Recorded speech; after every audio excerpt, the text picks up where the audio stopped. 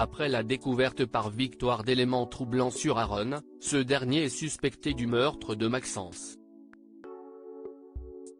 Mais ce rebondissement n'est que le début d'une intrigue de Demain nous appartient qui prend une nouvelle tournure ce jeudi 28 mars sur TF1. Jeudi 28 mars 2024 dans Demain nous appartient. De bon matin, Jack et Ryan charrient Jordan à propos de sa vie amoureuse. Lorsqu'il mentionne Violette, le jeune homme quitte subitement la table. Une fois seuls, les deux garçons continuent leur échange, persuadés que Jordan et Violette se kiffent, ils décident de les pousser dans les bras l'un de l'autre. Demain nous appartient en avance, Jack et Ryan encore dans un mauvais coup au lycée, les grandes manœuvres commencent. Ainsi Jack fait croire à Jordan que Violette la critique dans son dos. Ce qui fait exploser le jeune homme. De son côté, Ryan manigance de la même manière auprès de Violette, lui faisant croire que Jordan n'est pas non plus très aimable. La jeune fille est outrée. À la sortie des cours, Violette alpague Jordan pour discuter. Ils se rendent bientôt compte qu'ils ont été manipulés.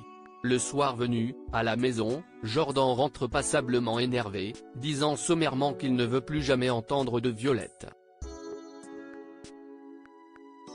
Demain nous appartient en avance, une sombre histoire d'escarpins. Christelle contemple les fameux escarpins rouges récupérés à Soisic, qu'elle accuse de les avoir volés en premier lieu à Charlie. Et justement, c'est à ce moment-là que cette dernière envoie un message à propos de ses chaussures qui fait tomber à l'eau la théorie de Christelle. Elle se rend alors compte, un peu gênée, qu'elle s'est rendue coupable d'un vol. Mais fière comme un pou, elle ne conçoit pas de les rendre et d'avouer tout à Christelle. Peu de temps après, alors qu'elle rentre avec François, Soisic découvre sur la porte de l'immeuble un sac contenant ces escarpins rouges. Au même moment, la camionnette de Sylvain Moreno démarre. Pour Soisic, furieuse, tout est clair, Christelle avait volé ses chaussures. À l'accueil de l'hôpital, Soisic prend entre quatre yeux Christelle. Nord est témoin de la scène, Soisic lui explique cette sombre histoire d'escarpins et partage l'explication de cet événement. Christelle agit envers elle parce qu'elle lui en veut toujours à propos de Charlie. Demain nous appartenons en avance, Lisa suspectée du meurtre de Maxence. Ayant découvert des éléments accablants, Victoire profite du petit déjeuner pour interroger Lisa à propos d'Aaron et notamment sur ses habitudes près de l'étang, avant de lui avouer ses soupçons sur l'implication dans la mort de Maxence d'Aaron. C'est alors que ce dernier débarque, poussant Victoire à partir précipitamment. Lisa, visiblement remontée, rappelle alors à son compagnon qu'elle lui avait interdit d'aller voir Maxence. Au commissariat, Martin et Karim discutent de l'affaire et des premières constatations du légiste. Maxence est mort des suites d'un trauma crânien, résultat d'un coup ou d'une chute, et d'une tentative de noyade. À l'hôpital, Martin interroge rapidement Victoire à propos de l'enquête. La jeune femme lui avoue avoir trouvé dans le sac d'Aaron des vêtements trempés et pleins de boue.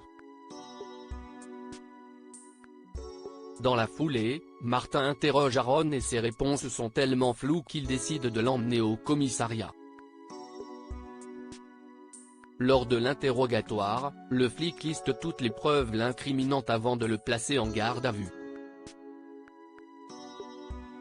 Pour explorer cette piste, Martin interroge la veuve de Maxence, il souhaite savoir si son mari aurait pu la tromper. Elle en profite pour confirmer que Maxence et Aaron ne se connaissaient pas. Alors qu'il rapporte ces éléments au procureur, Martin est interrompu par l'arrivée de Lisa qui souhaite savoir ce que la police reproche à Aaron. La nuit est tombée sur 7.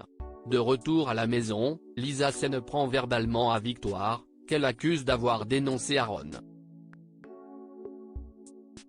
Au même moment au commissariat, Timothée révèle à Martin avoir trouvé un lien entre Maxence et Lisa.